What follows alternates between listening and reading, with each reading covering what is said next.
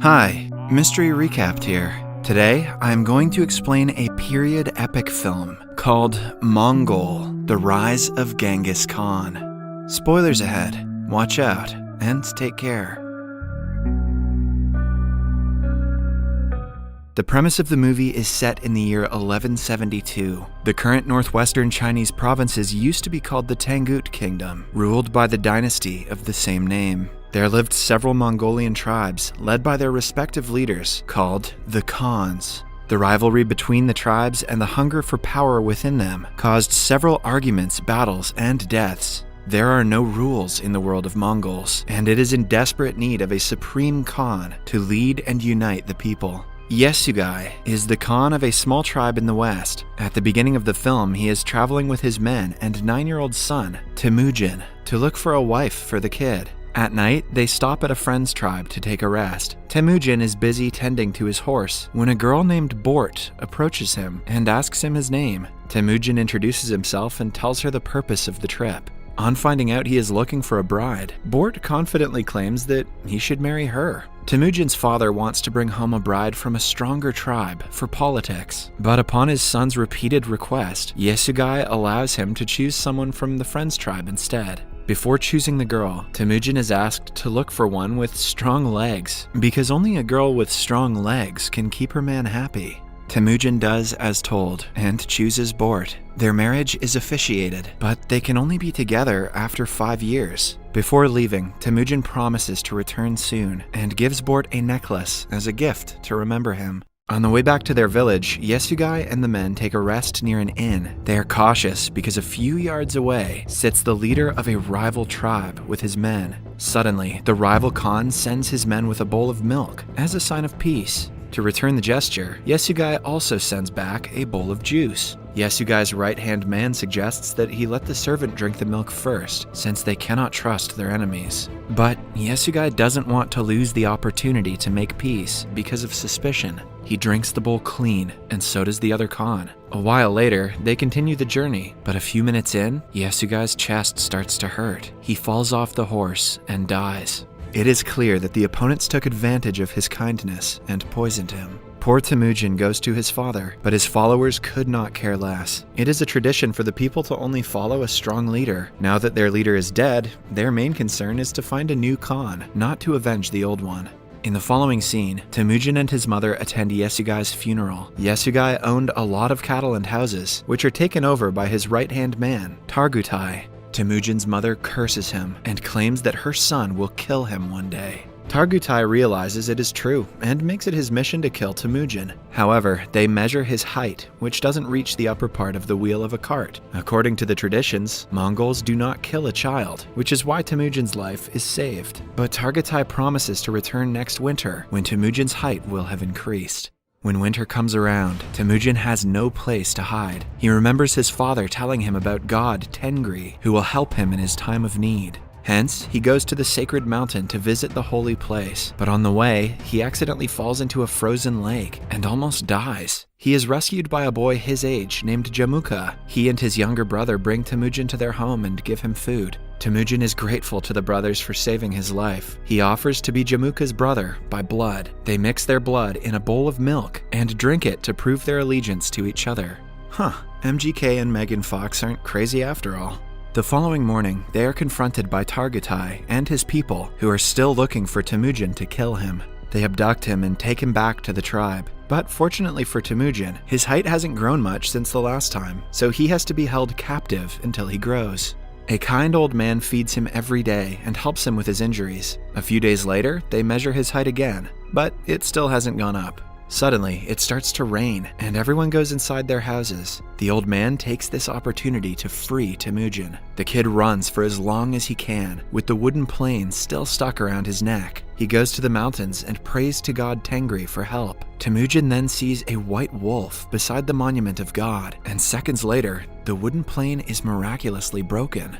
The scene changes to 1186. Temujin has grown up into an adult, but is still on the run from Targutai and his people. After a years-long search, they are able to capture him and lock him in a similar wooden plane. This time, he has grown enough to match the height reference, so the chances of his survival are low. Targatai wants to see him beg for his life, but Temujin, being the proud man he is, refuses to do so. As a result, Targatai decides to torture him slowly instead of killing him in an instant. The old man who helped Temujin years ago feeds him even now. He begs Temujin to spare his life when he returns to avenge the treatment he is getting. When it gets dark, Targatai comes to Temujin alone and mocks him. Since everyone is busy, Temujin takes the opportunity to attack the opponent and kills him by hitting him with the wooden plane repeatedly. After that, he flees from the village and is safe yet again. Temujin is ready to take his tribe back and become the Khan, but first, he has to bring his bride home. He goes to his in-laws' tribe for the first time since he was 9. Bort has grown up to become a strong and beautiful woman. But are those legs thick, though?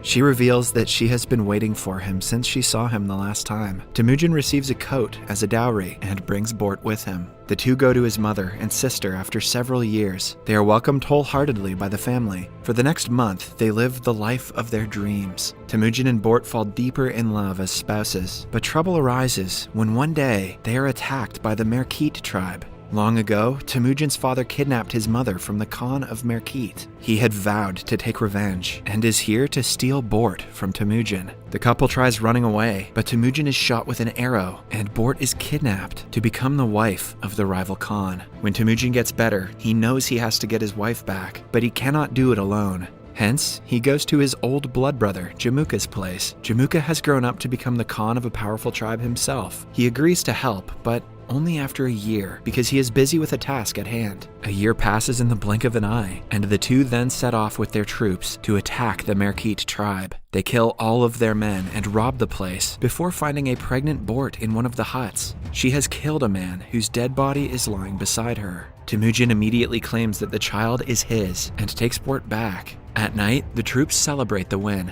By now, Temujin has been able to gather a bunch of followers. They ask him to distribute the robbed cattle, and unlike most Khans, Temujin keeps only 10% for himself and gives the rest to his troops. He even offers more goods to the family of the men who died in battle. 2 of Jamuka's people see this and decide to join Temujin's tribe. Since the Mongols are allowed to choose their own Khans, Jamuka can do nothing about it. But it is evident that he views this as a betrayal.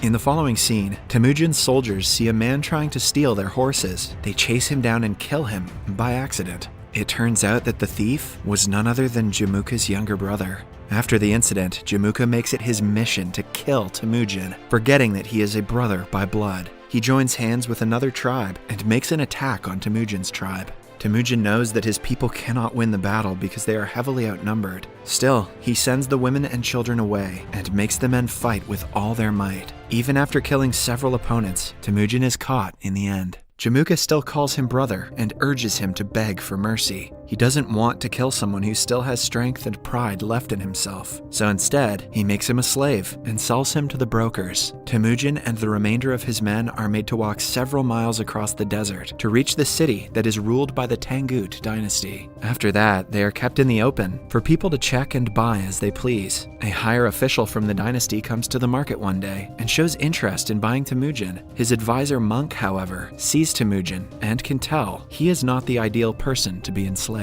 He doesn't even have thick legs. He thinks Temujin will be the end of the entire powerful dynasty. The buyer only laughs at the statement and buys Temujin nonetheless. He is then kept in a cage as a freak who people can see and make fun of. The monk visits him every day and begs for forgiveness. He makes a pact with Temujin that if he looks for Bort, Temujin will not destroy the monastery when the time comes. While on the search for Bort in the deserts, the monk falls unconscious and dies. Luckily, he is found by Bort, who recognizes the necklace he has as the one she owned for several years. She figures out her husband is still alive and goes to the city to look for him. Since Temujin is on full display to the people, she doesn't take long before finding him. The same night, she bribes a guard and helps Temujin flee. He is surprised to see that his son has grown a lot, and Bort now has a second daughter. She reluctantly had to be with another man to make ends meet and to feed her children. Temujin loves her even more for her sacrifices and tells the little girl that he is her father. The family of 4 returns to their home in the countryside and lives there happily for a month. The kids love their father and play with him all the time. Then, one day, Bort comments that all Mongols are the same. They steal, rob, and kill. The comment is minute, but it makes a huge impression on Temujin. He he decides to leave his family, to unify as many tribes as he can and create rule in the world of Mongols, even if he has to kill half of the tribes to get there. The 3 basic rules they have to follow are: never kill women and children, fight the enemies till the end, and never betray your Khan. The scene cuts to 1196. As Temujin vowed, he has been able to gather an army of Mongols on his side, unifying several tribes and making a massive tribe of his own. The only obstacle in his way to becoming an absolute emperor is Jamuka, who also has an army of followers behind him. Today, the 2 brothers stand on the battlefield with their troops for the ultimate fight. It starts, and Jamuka hastily sends the first batch to fight. Temujin has planned the entire war, while Jamuka is spontaneous, which causes many of his men to be killed. After hours of long and hard battle, Temujin wins and captures the surviving enemy troops, including Jamuka. The troops are taken in as Temujin's followers instead of being killed. The gesture makes them thankful and loyal to their new Khan. The old man who once helped him escape is made the advisor of the tribe. Now, the only thing left to do is to make a judgment for Jamuka.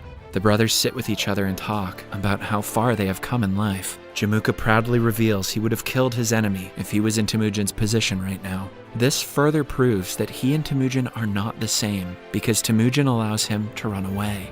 Out of respect for his brother and the hustle he has done to create an army, Temujin forgives him and lets him go. Then, we see that Bort, with both her children, has reunited with Temujin and lives with him happily. In the end, it is narrated that in 1206, Temujin was made the Khan of all Mongols, named Genghis Khan. As he had promised, he wiped out the entire Tangut dynasty and rebuilt the kingdom, but left the monastery as it was, at the request of the late monk. In the future, he became the founder of the entirety of the Mongol Empire, the largest contiguous empire in history. I also hear he had great legs. Subscribe for more videos like this, turn on notifications, and leave a like to help the channel out. Thank you for watching.